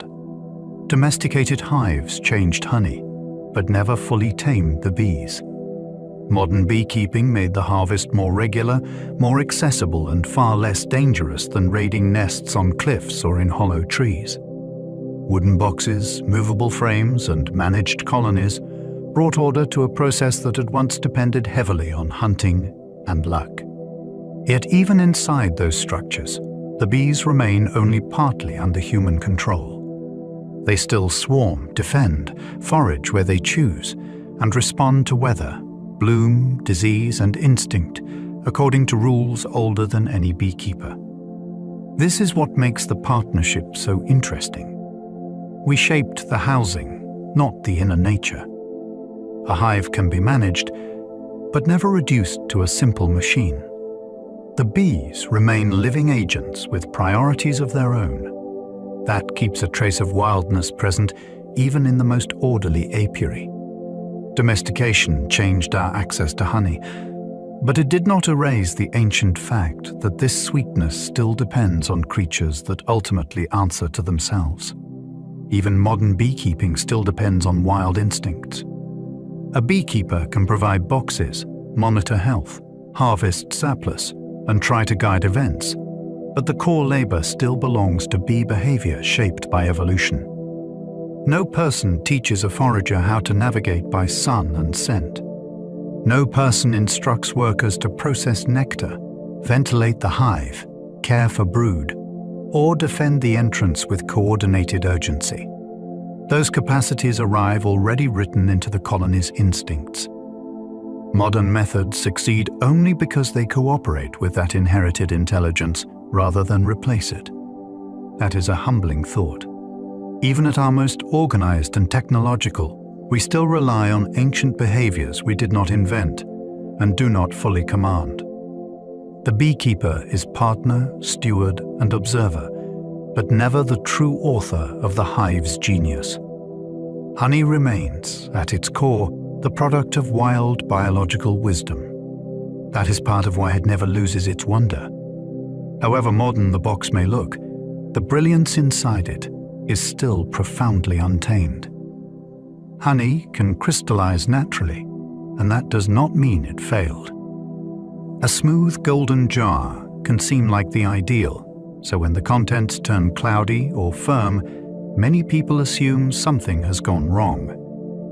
In truth, crystallization is often a sign that the substance is behaving exactly as its chemistry suggests it should. Some sugars remain dissolved less willingly than others, and over time they begin organizing into tiny solid structures that spread through the jar. What looks like a flaw is often simply a change of state. This matters because it reveals how alive the material remains after harvest. It is not frozen in perfection forever. It continues to respond to its own inner balance. Some varieties crystallize quickly, some slowly, and some in textures so fine they feel almost silky. The surprise is not that this happens, but that we ever mistook constant smoothness for the only natural form. A jar becoming solid can be less a failure than a quiet confession of authenticity. A jar turning grainy is chemistry, not spoilage. The texture can feel startling at first, especially if you expected a clear pour and instead meet a spoonful that seems sandy or thick. Yet that graininess usually has far more to do with sugar behavior than with rot or contamination. Microbial spoilage brings sourness, gas, or other obvious signs of breakdown. Crystals are different. They form when glucose begins separating from the liquid phase and arranging itself into tiny solids, which then encourage more of the same. The result can spread through the whole jar until the texture changes completely. That shift may look dramatic, but it is often perfectly harmless. In fact, it can be one of the clearest reminders that honey is not a syrup manufactured for uniformity. It is a natural product with its own internal tendencies. The grainy spoonful tells a scientific story, not a tragic one. It reveals molecules settling into order, not the food slipping away into ruin. Some people prefer creamed honey precisely because of crystals. To anyone who thinks crystals are a defect, that preference can seem almost backwards. Yet creamed honey turns crystallization into a texture people actively seek out. Instead of large, rough crystals forming unpredictably, the process is guided so that countless very small ones develop in a controlled way. The result is smooth, spreadable, and almost velvety, more like soft butter than sticky syrup. That texture changes the whole experience. It no longer runs off bread or drips from a spoon with such urgency.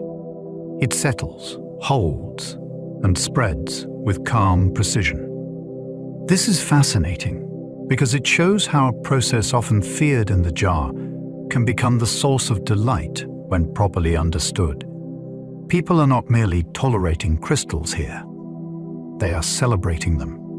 What many consumers mistake for failure can, under different handling, become a prized style in its own right. Chemistry has not ruined the honey. It has given it a second personality. Warmth can melt crystals, but also blur delicate aromas. There is always a temptation to restore a crystallized jar to full clarity with heat, and in moderation that can work beautifully. The granules soften, the mass loosens, and the familiar pour returns. Yet heat is not a neutral helper. Along with melting crystals, it can also drive off some of the most delicate aromatic compounds that give a fine honey its subtle character. Floral notes can become muted. Lighter scents may thin out. The jar may regain smoothness while losing some of the very details that made it interesting. That trade-off makes warming more than a simple kitchen fix. It becomes a choice about what you value most, texture or nuance. This is one of the loveliest tensions in the whole subject. The desire for visual perfection can quietly erase part of the invisible story. A clear jar may look more appealing, while a cooler one may speak more fully of blossom, field, and season. Honey stored badly can ferment into something fizzy and alive. That transformation surprises many people because it feels more suited to fruit juice or cider than to something so thick and stable. Yet under the wrong conditions, especially when moisture rises enough for yeasts to wake and work, the calm sweetness can begin moving toward fermentation. Bubbles may appear. The aroma can shift. The flavor may tilt towards sourness, tang, or something reminiscent of very young alcohol. What was once quiet and shelf-stable becomes restless. This is not ordinary spoilage in the sense of mold overtaking bread. It is a living biochemical turn, a dormant possibility becoming active when the conditions allow it. There is something dramatic in that change. The same substance that can rest for astonishing lengths of time can also spring into motion if the balance tips. A badly stored jar becomes a lesson in contingency. Stability was never magic. It depended on the rules being kept, and when they are broken, the sweetness begins to wake. Water is the quiet line between honey and fermentation. Such a small factor can seem almost too simple, yet moisture level helps decide whether the substance remains peacefully preserved or becomes vulnerable to yeast activity. Below a certain point, the environment is too concentrated and inhospitable for fermentation to get going. Add too much water, whether through premature harvesting, poor storage, or careless handling, and the balance changes. Suddenly, the door opens to a different future. That thin line is fascinating because it shows how preservation can depend on restraint rather than abundance. More water sounds harmless. In this case, it can be exactly what turns stability into risk. It is almost poetic. The substance owes its endurance to dryness, and the thing most likely to undo that endurance is the return of moisture. A single hidden variable becomes the boundary between stillness and activity. Honey lives on one side of that border. Mead and sourness wait on the other, patient for the threshold to be crossed. Filtering honey changes texture, but also removes part of its story. Straining can make a jar look cleaner and feel smoother, which is why it appeals to producers and buyers alike. Bits of wax, stray particles, and some suspended material are taken out, leaving a more uniform appearance. Yet the process can also take away small clues about origin and handling that a less processed jar might still carry. Texture becomes simpler. The visual impression becomes tidier. At the same time, some of the natural complexity is reduced. This creates an interesting tension between polish and personality. A heavily filtered product can seem more refined, while a less filtered one may feel closer to the hive and the place it came from. Neither choice is automatically right in every context, but they tell different stories. One aims for clarity and consistency. The other preserves more of the material's original character. In that sense, filtration is not just a technical step. It is an editorial decision about how much of the source remains visible. Raw honey can contain pollen that reveals where it came from. Those grains are tiny, easy to overlook, and often present in very small amounts, yet they can act like botanical fingerprints left behind by the landscape. When bees gather nectar and move through flowering plants, pollen may enter the honey along the way. If the product remains relatively unprocessed, some of those grains stay suspended within it. Under a microscope, they become clues. Different plant species produce pollen with distinct shapes and surface patterns, allowing trained eyes to identify at least part of the floral world behind the jar. That makes raw honey feel almost like a natural archive. Hidden inside the sweetness may be minute evidence of orchards, hedgerows, meadows, or woodland boom. This is one of the most enchanting things about it. The story of place is not only tasted or smelled, it can sometimes be seen. A spoonful becomes more than a food. It becomes a tiny record of where bees have been. Experts can sometimes trace a honey's origin through microscopic clues. This kind of detective work sits at the meeting point of science and patience. Analysts may examine pollen grains, tiny particles, and structural details that most people would never notice, then compare them with known botanical and regional patterns. From those minute traces, they can sometimes infer where the product was made, what kinds of plants contributed to it, and whether the label telling its story is likely to be trustworthy. The scale of the clues is part of the wonder. Vast questions of geography and authenticity can hinge on things almost too small to imagine clearly. A jar on a table may look silent and anonymous, yet under magnification, it can begin to speak. That ability turns honey into evidence. It is not only enjoyed, traded, or gifted. It can also be interrogated. The microscope becomes a bridge between the visible and the hidden, allowing experts to read a landscape from fragments suspended in sweetness. Fraudulent honey exists because real honey is worth imitating. Counterfeiting is, in a strange way, a backhanded compliment. Nobody bothers faking things that carry no value, no reputation, and no market demand. The existence of fraudulent honey tells you that genuine honey commands trust, money, and desire strong enough to tempt imitation. Syrups may be blended in, origins may be misrepresented, and labels may promise floral or regional identities the jar did not truly earn. That deception matters not only because it cheats buyers, but because it exploits everything people love about the real thing. It's linked to bees, flowers, place, labor, and rarity. In other words, the fraud borrows prestige from authenticity. That makes the real article seem even more precious. A true jar contains the work of a colony, a landscape, and a season. A fake attempts to copy the appearance while skipping the wonder. The very existence of imitation reminds us how remarkable the genuine substance really is.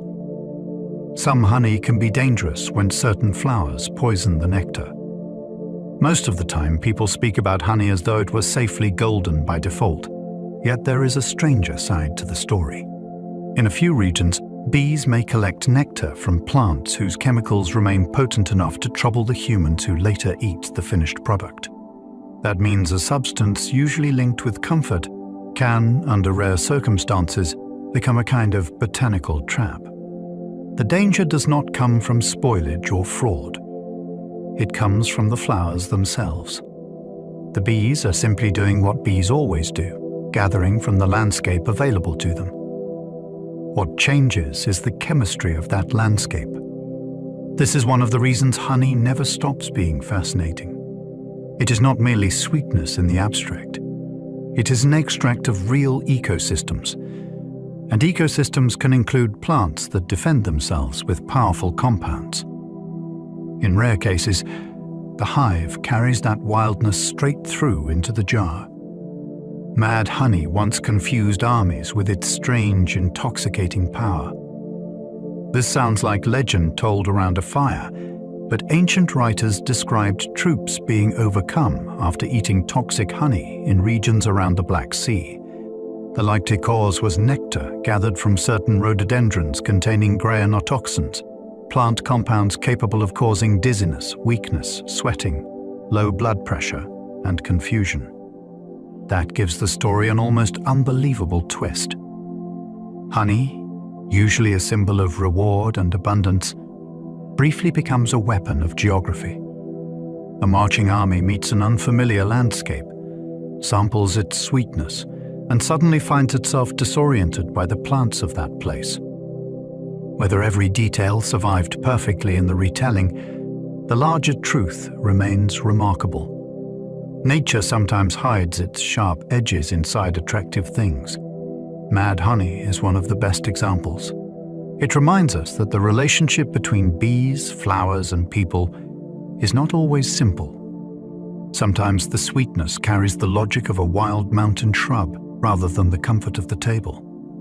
Rhododendron nectar can turn honey into a natural toxin. That fact feels almost impossible because rhododendrons are so often admired for beauty rather than danger.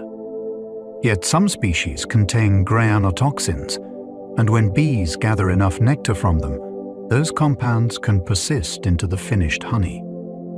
The result is a product that looks ordinary enough, amber, inviting, and familiar, while carrying chemistry capable of affecting the heart, nerves, and sense of balance.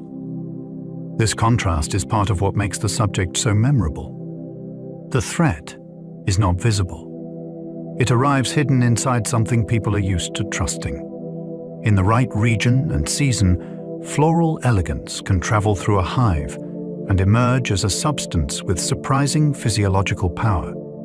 That does not make all rhododendron honey dangerous everywhere, and it does not turn ordinary honey into a menace. What it does reveal is how completely honey reflects the botanical world around it. The flowers write more into it than sweetness alone. Even honey has a wild side that resists simple praise. By the time people learn about toxic honeys, fermentation, fraud, and the harsher realities of colony survival, the subject starts to feel richer and more honest. It is still beautiful, but no longer simple. Honey can preserve and comfort. It can also mislead the unwary, reflect dangerous plants, or reveal how dependent sweetness is on ecology, climate, and chance. That complexity is one reason it remains so compelling. Many foods become dull once you understand them. This one grows stranger. The more closely you look, the less it behaves like a harmless background ingredient, and the more it resembles a concentrated piece of the living world, full of value, risk, and surprise. Praise alone cannot contain it. Honey deserves admiration, but also respect. It belongs to bees first, to landscapes second, and to us only after that long chain of transformations. Its wildness is part of its power, and part of why it never becomes ordinary. Infants should not eat honey, even though adults usually can. This is one of the most important warnings in the whole subject because it feels so counterintuitive. Adults often treat honey as wholesome and safe, yet babies under 1 year old are different in a crucial way. Their digestive systems are still developing, which means they are more vulnerable to certain spores that can be present in honey without causing problems for older children or adults. That contrast makes the warning easy to forget and important to repeat. A substance that seems natural and nourishing can still be the wrong choice at the wrong age. The danger is not that honey turns bad only for infants. It is that the infant gut can provide conditions in which those spores become much more serious. So here, safety depends not only on the food, but on the stage of life of the person eating it. One sweet spoon can be ordinary for an adult and inappropriate for a baby. Spores harmless to adults can be dangerous for babies. That small biological detail explains the larger warning. Honey can sometimes contain spores of bacteria that do not usually trouble healthy older people because mature digestive systems prevent them from taking hold in the same way. In infants, especially those younger than 1 year, the situation is different. The spores may germinate in the gut and produce toxin, leading to infant botulism, a rare but serious illness. What makes this so striking is that the risk comes from something invisible and naturally occurring, not from obvious spoilage. The honey may smell fine, taste fine, and look perfectly normal. That is why the advice is so firm. You cannot inspect your way out of the hazard. You can only avoid giving it to babies. It is a reminder that food safety is not always about freshness alone. Sometimes it is about biology, timing, and who is consuming the food in the first place. Honey can preserve, nourish, heal, intoxicate, and occasionally harm. Very few foods contain such a wide range of human experiences. In one context, honey sits in a sealed jar for years, resisting decay with astonishing stubbornness. In another, it sweetens bread, supports healing traditions, or appears in carefully prepared medical dressings. Elsewhere, fermentation turns it toward mead, and toxic plant chemistry turns it toward intoxication or danger. That breadth is extraordinary. Most ingredients remain in one lane. Honey seems to move across several at once. It can be food, medicine, trade good, ritual object, preservative, and rare warning sign, all depending on circumstance. This is why it never settles into something merely cute or quaint. It is too versatile, too storied, and too entangled with both comfort and risk. A single substance made by bees manages to touch nourishment, chemistry, culture, and danger in one long arc. That range is not a contradiction to be resolved. It is the whole fascination of honey. No sweetener on earth carries quite so many contradictions. It is soothing, yet sometimes dangerous. It feels ancient, yet continues to surprise modern science. It belongs to wild insects, yet sips in neat jars on supermarket shelves. It is associated with purity, though it is also faked precisely because the genuine article is so prized. It can remain stable for astonishing lengths of time, yet under the wrong conditions, it may ferment and change. These opposites are not accidents. They are the reason honey refuses to become boring. Sugar can be sweet, but it does not usually carry forests, rituals, medicine, archaeology, fraud, and toxic mountain flowers in the same story. Honey does. It has one foot in the hive and one in human imagination, which is why it has been treated as treasure, remedy, delicacy, and mystery for so long. Its contradictions are not flaws around the edges. They are the shape of the subject itself, and they make every spoonful more interesting. Honey is both a food and a record of ecology. That may be the most beautiful truth of all. When you eat it, you are not only tasting sweetness, you are meeting the outcome of relationships between flowers, weather, soil, season, bees, and landscape. Some of that record may appear in flavor. Some may remain hidden in trace compounds or pollen. Some may be readable only through careful analysis. Yet the principle remains the same. Honey stores evidence of the living world that produced it.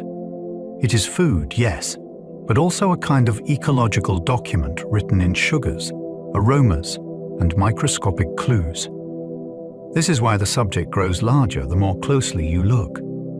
A jar is never just a jar. It is a summary of a place and a time, condensed by insects into something edible. That gives it unusual dignity among everyday foods, To understand honey properly is to see that a landscape can, for a moment, become something you can hold, study, and taste. The deeper you look, the stranger honey becomes. At the surface, it seems simple enough. Sweet, golden, familiar. Then, the layers begin opening.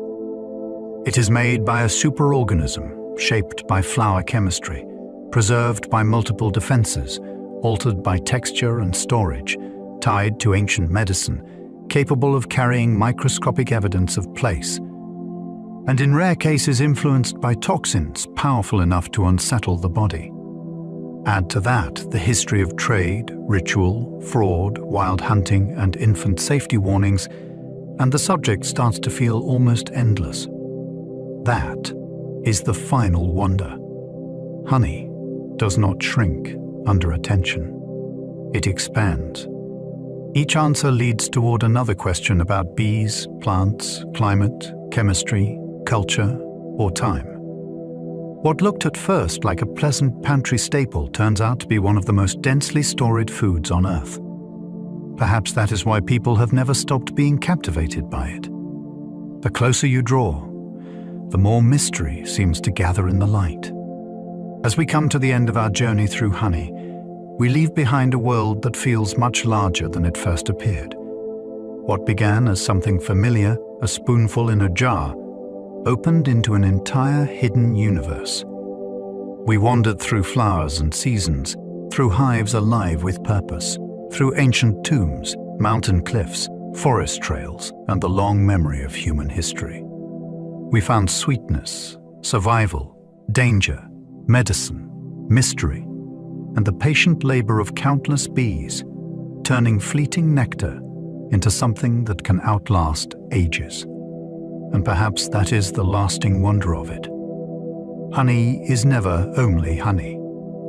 It is sunlight gathered into petals, petals gathered by wings, and wings guided home across fields we may never fully see. It carries traces of weather, blossom, place, and time. It holds the work of a colony, the shape of a landscape, and the strange beauty of a world always busier and more intricate than it seems. Now the story can begin to drift and soften. Let your thoughts grow looser. Let the images settle where they like. A hillside of flowers, the low hum of bees in warm air, the golden stillness of a hive deep in its own small civilization. There is nothing more to follow now, nothing to hold on to too tightly. Just the slow fading of one fascinating world into rest. And if you are still awake in a little while, there will be another video waiting for you on screen, ready to carry you into another corner of science and wonder. If you enjoy these sleepy explorations, you can always like, subscribe, or leave a comment below and help more wandering minds find their way here. Sleep well and good night.